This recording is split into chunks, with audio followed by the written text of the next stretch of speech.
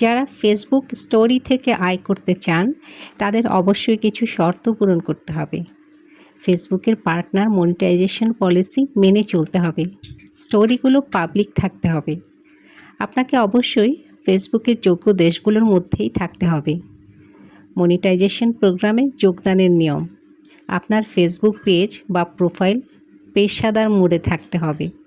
যথেষ্ট ভিউ এবং এঙ্গেজমেন্ট থাকতে হবে। ফেসবুক সাধারণত নির্দিষ্ট ভিউ রিকোয়ারমেন্ট দেয়।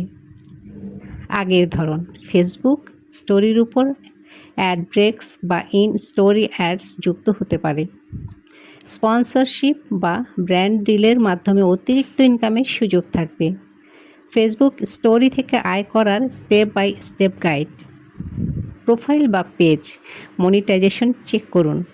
প্রথমে দেখে নিন আপনি ফেসবুকের মনিটাইজেশন পলিসির আওতায় পড়েন কিনা। ফেসবুক ক্রিয়েটর স্টুডিও বা মেটা বিজনেস সুইটে যান। মনিটাইজেশন সেকশনে গিয়ে এলিজিবিলিটি স্ট্যাটাস চেক করুন। স্টোরি পাবলিক করুন। ফেসবুক স্টোরি পোস্ট করার সময় সেটাকে পাবলিক অপশনে সেট করুন। প্রাইভেট বা ফ্রেন্ডস অনলি স্টোরি মনিটাইজড হবে না।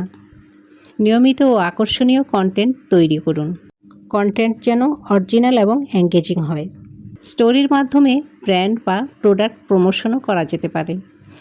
ইন স্টোরি অ্যাডস চালু করুন। মেটা বিজনেস সুইট বা ফেসবুক ক্রিয়েটর স্টুডিও থেকে ইন স্টোরি অ্যাডস অপশন চালু করুন।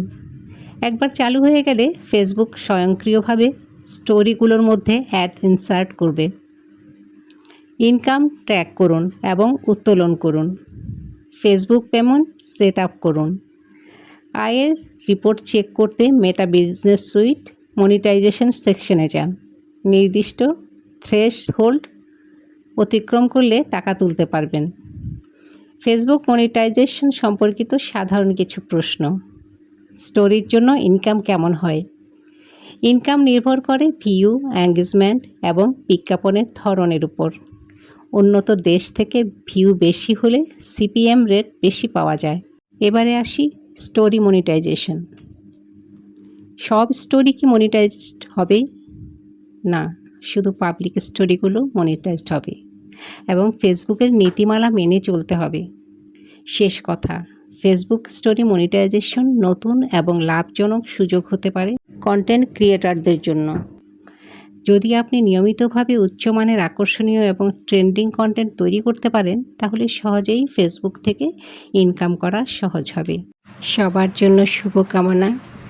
নিয়মিত কাজ করে যান, আশা করি সফলতা আসবে। আমি যেটুকু জানলাম সেটুকু উপস্থাপন করলাম সবার মাঝে। অনেক ধন্যবাদ।